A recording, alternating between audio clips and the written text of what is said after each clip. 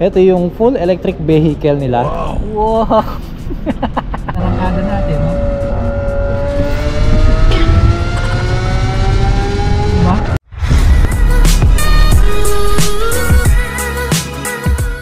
What's up? Usually, nag-i-intro ako sa bahay o kaya sa Pampanga no? Ngayon, nandito tayo sa expressway. Papasok na ng Balintawak. Ang tawag dito is Kamachile yata. Pag bumababa ako sa bus, Kamachile yung binabanggit dito no?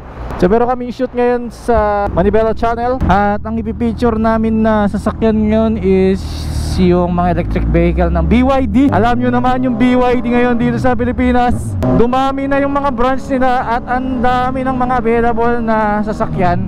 Magaganda naman mga hybrid electric and full electric, ang dami. So ngayon natin matatry. Buti na lang co-host tayo sa Manibela Channel at makakapag-try tayo ng mga sasakyan. So hindi man natin siya ma-feature ngayon dito sa video natin kasi syempre motovlogs lang tayo, no?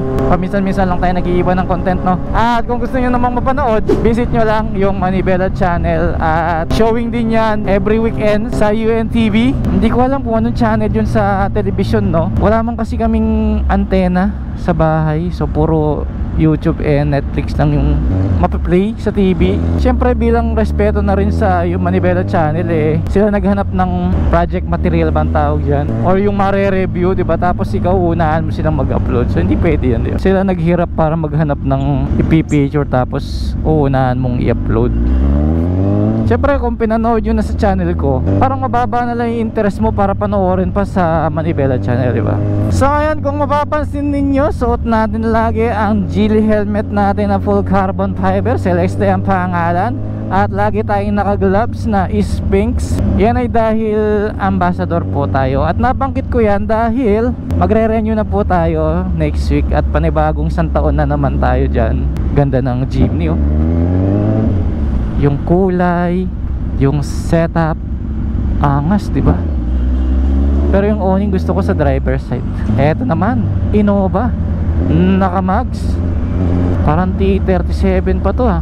Alright, dito sa Google Map ko, tinuturo niya ako dapat sa Skyway tayo dadaan doon sa taas, no? Kaya lang, kapag nag-Skyway tayo, puro road lang makikita natin. Gusto ko kasi may nakikitang iba sa video, like yung mga sakyan, ganun, mga riders, para hindi nakakinip. Kasi kahit ako, naiinip ako.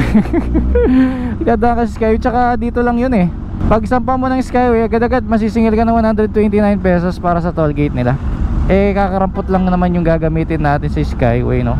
And sobrang lapit na lang kasi dito 4.8 kilometers na lang, oh. Tapos nakamotor pa tayo. Dito yung papunta ng Geely office dati Ngayon kasi nilipat na sa may likod ng Fisher Mall. Ayun lang, bumanggagi ba? Kapal niyan. Ingat ka, idol. Dito ako lagi mahataw Ganda kasi nung echo.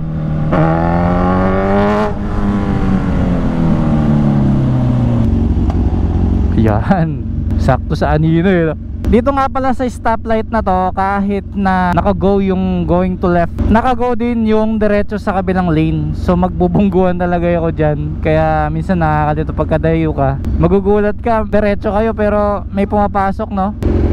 Ano oras na ba? Alas 9 na. Pero sa totoo lang, wala mang isang oras nandito na ako sa Maynila Ay, tingnan nyo naka-go sila, tas kami naka-go din. Familiar sa akin to. Pag bumaba ka ng Quezon Avenue sa Skyway, dito ka mapupunta. Kaya ako pinapadaan ng Skyway. So ito na yung ilalim ng Skyway, Doon ka bababa,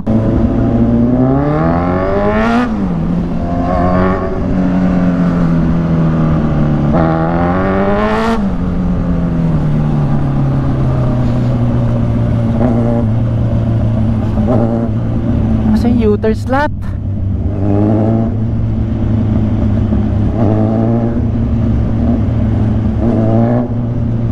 Ang galing yung lay-by area nila sa gitna. Ito na. Iyon, factory.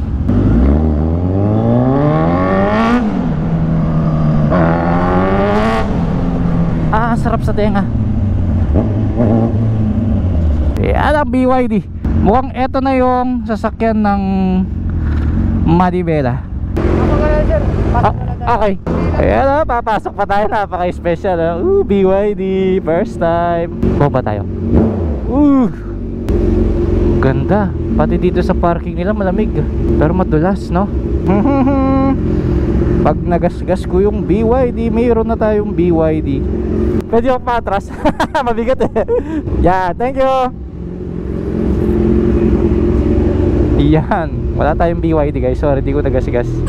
Eh, mayroon pa tayong designated area. Dapat pala doon na tayo pumasok eh, no? Saan bomba? Sir, oh. Thank you. Salamat po. Wow, ganda! Nakapag-feature ka na ba, Kuya Reed, ng BYD? Hindi po eh. Pero hybrid, nakapag-test naman. Di ba yung dala ko dati? Oo. Oo.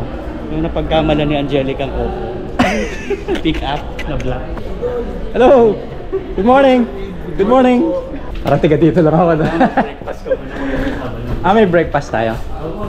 Ay kuya, may nabasa ako kagabi. Alam mo bakit tinawag na breakfast yung almusal? Nabasa ko lang kasi di ba natulog tayo. O tapos? Tapos so parang fasting yun. Ay, ang galing. Kuha mo. Ang galing. Kaya break natin sa umaga. Breakfast. Tama yun, tama yun. Tumamba ko. Eh yung lunch, bakit naman lunch?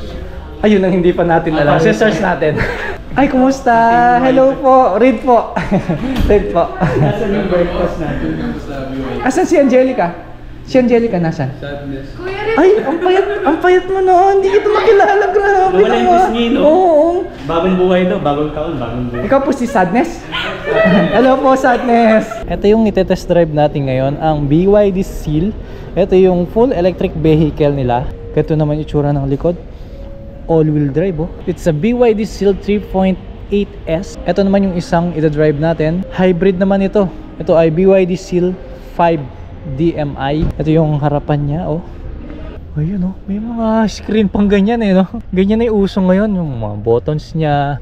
May sunroof. Ganda ng upuan, no? Ito yung isa. Lagpas 3 milyon ang presyo. Ganito yung itsura niya sa harapan. BYD Tang EV, oh. Ang laki ng mugs. Ganito naman yung itsura sa likod. Pagkatapos, yung upuan niya, meron siyang massage. May gumagalaw-galaw dito. Ganda ng interior talaga. Solid. Ang ganda ng dashboard. Sipin mo yun, 3 milyon to. More than 3 million pa. Ganda. Mataas yung flooring niya, no? Mataba yung dito niya, no? Siguro dahil nandito yung baterya, no? Tignan natin yung ilalim. Ayan, no?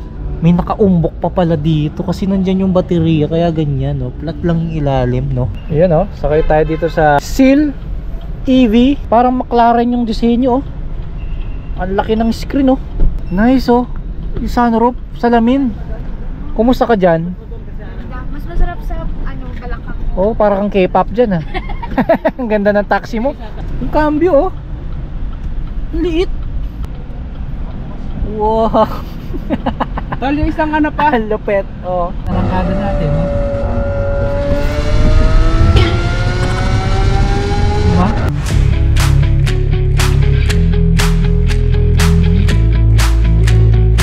Alright, let's go. Ginabi na ako. Grabe.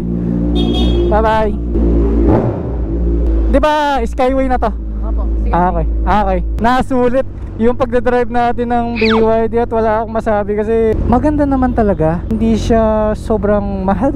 Di ba may Tesla? So kung i-compare natin sa price ng Tesla, hindi ko sure kung magkano yung mga common na binibili sa mga Tesla units. Pero isipin mo, meron silang 900,000 para sa hybrid electric na vehicle. Kasi 900 as brand new, tapos makakatipid ka pa sa fuel consumption, di ba?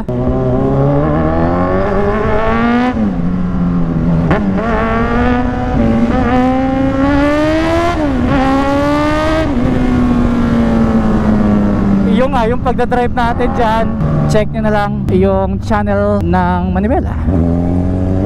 Diba ang bilis, nasa Skyway na kagad ako, grabe.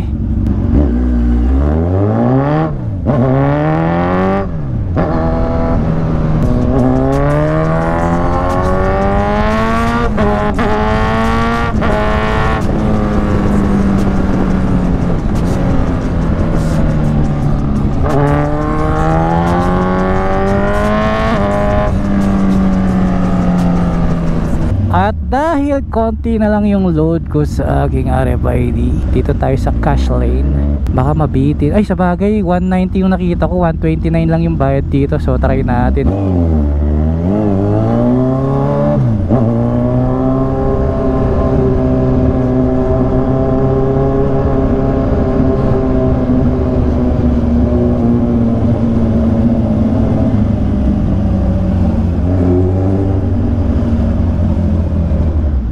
Medyo na traffic lang kami kanina kasi sumakto ng alas 4 yung pag road trip namin. Pero buti yung shoot namin puro skyway lang. So sandali lang naman yung test drive kasi more on driving experience lang eh. So yung mga specs is sinabi ko na doon pa lang sa may showroom. Ayun, New Balance 61 umabot pa. Ganda dito, isang rev naman. Woohoo! Tabi nga yung auxiliary light ko. Naalog yata doon sa bataan eh, no? Alright, para sa pagtatapos ng ating video, isang bomba para sa mga tropa.